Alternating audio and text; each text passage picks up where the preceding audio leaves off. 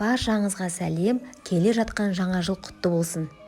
Мерекелік дастарханға осындай керемет вупи пай тортын жасауды ұсынамын.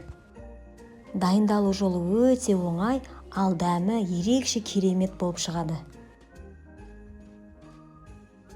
Ол үшін бізге Қазақстан шоколады, ұн, жұмыртқа, шекер, сары май, какао, творожный сыр және сливки и разрыхлитель керек. Ең алдымен сары май мен шоколадты микротолқынды пеште ерітіп аламыз.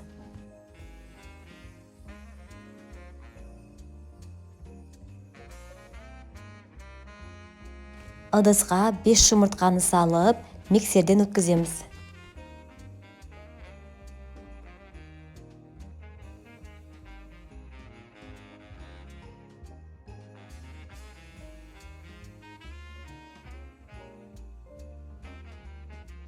Үстіне шекер мен шым-шым тұз салып, және тағы да жақсылап миксерлейміз.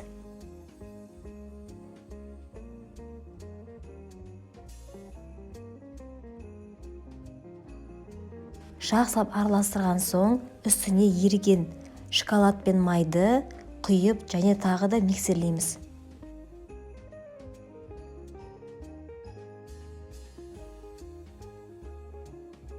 Ұнға какао мен қопсқышты салып араластырып аламыз.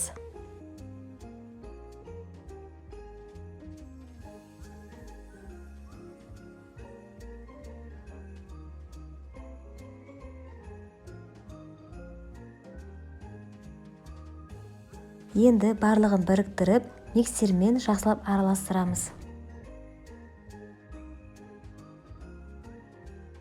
Пергамент қағазына диаметрі 24 см болатын тарелканың теріс жағымен дөңгелек сызып алдым.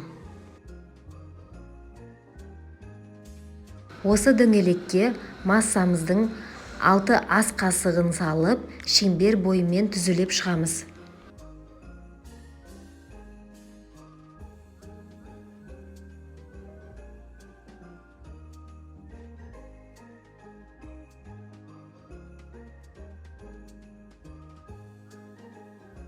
Духовканы қыздырып алып, 160 градуста 5-6 минуттан пісіріп аламыз.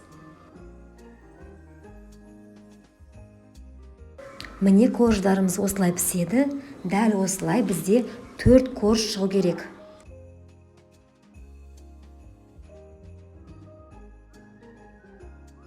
Креміне сіздерге творожный сырдың креметтесін ұсынамын. Өте дәмді шығады. Творожный сыр мен сливкидің үстіне сахарная пудра қосып, жақсылап миксерлейміз.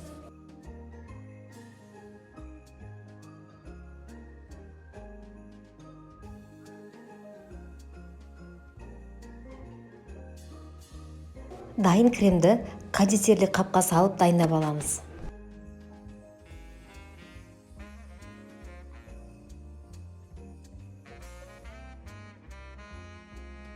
Тортымызды жинауға кірісеміз. Видеода көрсетілгендей, әр корждарымызды жайлап пергамент бумагадан шешіп аламыз. Менде арнайы насадка жоқ, мен жай кондитерлік қаптың өзін пайдаландым. Кремді видеода көрсетілгендей етіп жағып шығамыз.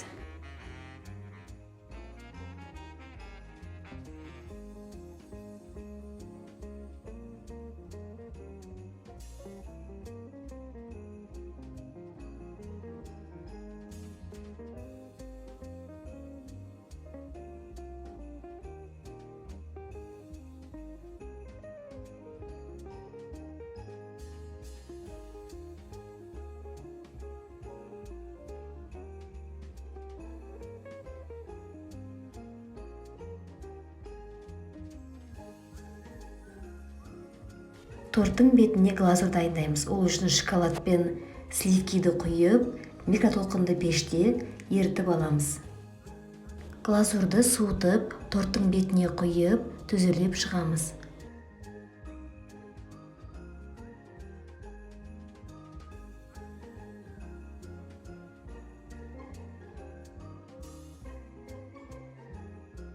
Торттың бетін қалауларыңызша әсемдесеңіздер болады.